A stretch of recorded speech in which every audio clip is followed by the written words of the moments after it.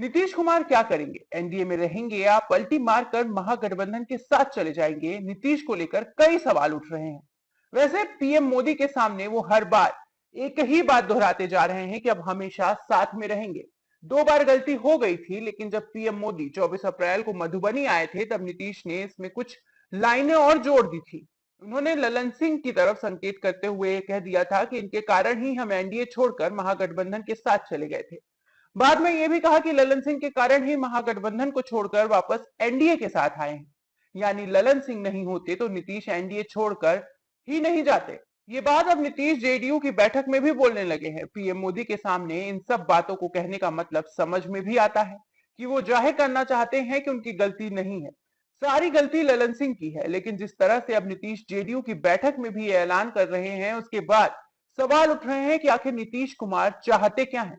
और अब खबर आ रही है कि नीतीश कुमार की तरफ से ललन पर हमला कर लालू यादव को साफ साफ संकेत भेज दिया गया है कि महागठबंधन के साथ रिश्ता तोड़ने के लिए वो जिम्मेदार नहीं है, बल्कि ललन सिंह के कहने पर उन्होंने महागठबंधन तोड़ा था।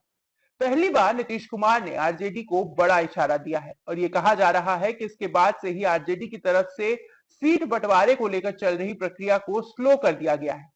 वैसे भी जेडीयू में कई नेता ऐसे हैं जो महागठबंधन में वापस जाने के लिए नीतीश कुमार पर दबाव बना रहे हैं और इनके सहारे ही नीतीश कुमार के लालू यादव के संपर्क में होने की बात भी कही जा रही है।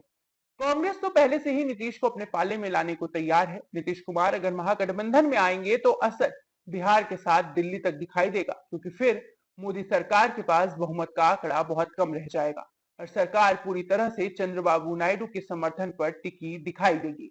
ऐसे में नायडू इसकी बड़ी कीमत भी वसूल कर सकते हैं। वैसे भी नायडू समर्थन की कीमत लगातार वसूल भी कर रहे हैं। तो नीतीश कुमार के लिए सीएम पद सबसे महत्वपूर्ण है और ये कहा जा रहा है कि नीतीश ने लालू यादव को पाले में गेट डाल दी है। उन्होंने साफ संकेत दे दिए हैं कि अगर महागठबंधन उन्हें मुख्यमंत्री उम्मीदवार बनाने को तैयार हो जाता है तो वो पलटी मारने को तैयार है। अब ऐसे में लालू यादव को ये फैसला करना है कि तेजस्वी यादव पर दाव लगाए रखना है या फिर तेजस्वी से कहा जाएगी कि 2030 तक के लिए इंतजार कर लें। 2030 में जब विधानसभा चुनाव होंगे तो उन्हें सीएम पद मिल जाएगा। वैसे ये भी कहा जा रहा है कि अगर नीतीश कुमार महागठबंधन के साथ आते हैं तो महागठबंधन 200 से भी ज्यादा सीट जीत सकती है।